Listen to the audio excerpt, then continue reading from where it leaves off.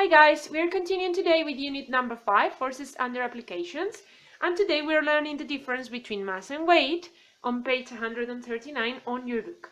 We already learned this last year, so I hope you remember at least a little bit what this was about. So you have here a reminder of what mass is. Mass is measured in kilograms in the International System of Units, and it represents the amount of matter that a body has. That means the amount of matter that I have in my body, how fat, how thin I am, okay? The kilograms that I have. However, weight, which is a word which we commonly use in our day-to-day, it is not measured in kilograms, it is measured in Newton, in the International System of Units, because it represents a force, okay? So actually, what kind of force? The force created by gravity. So it is actually a gravitational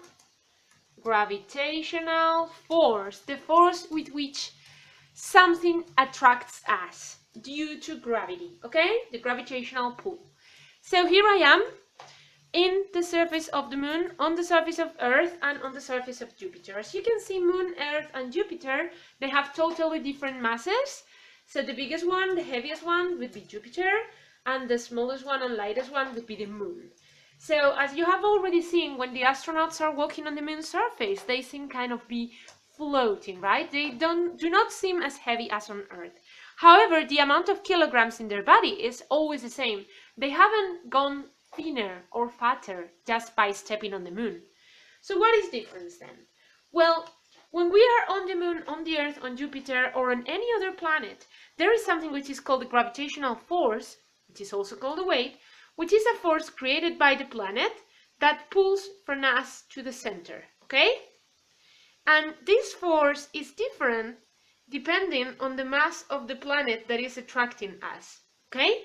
So this would be the weight on the moon, this would be our weight on Earth, and this would be our weight on Jupiter.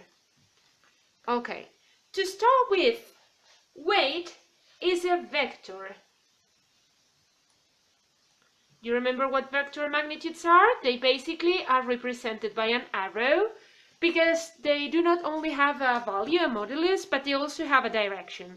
In this case, weight is always directed to the center of the planet. If I were standing here, weight would be directed towards the center also, okay? So, we have weight represented on the 3 different planets.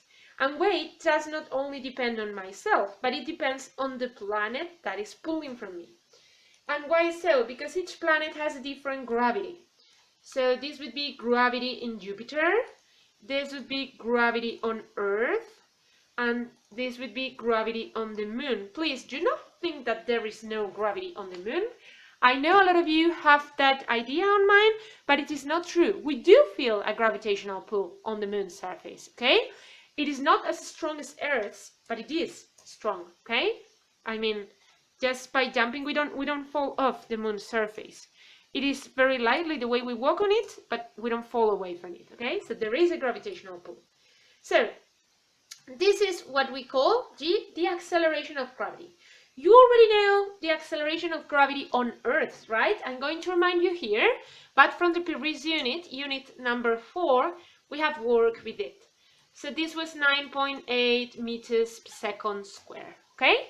This we have been working with in several problems. If you look in the internet, you will easily find the gravitational pull, that's the acceleration of gravity, in different planets in the solar system. You can find out Jupiter's, or the moons, or the suns, or any other planet you might be interested in. Stars have a very, very high gravitational pull because they are huge and they have a lot of mass, okay? A black hole would have like the highest gravitational pull possible, okay? Because there's a lot of matter concentrated in a little amount of space.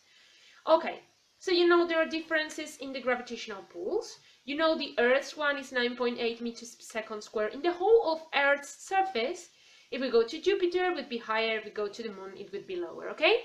That is the reason why, this depends on the mass of the planet, that is the reason why we feel a lower weight on the moon than we would feel on Jupiter, and the Earth would be intermediate, okay?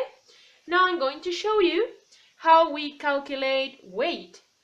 Okay, so this you should remember from last year because it is not new, but we're going to remember it anyway, okay? So the way we calculate weight is by a very easy calculation. Mass multiplied times gravity. Okay? So this is the equation of weight. It is just mass multiplied times gravity. Let's remember the units. So weight is measured in newtons, mass is measured in kilograms, and gravity meters per second square.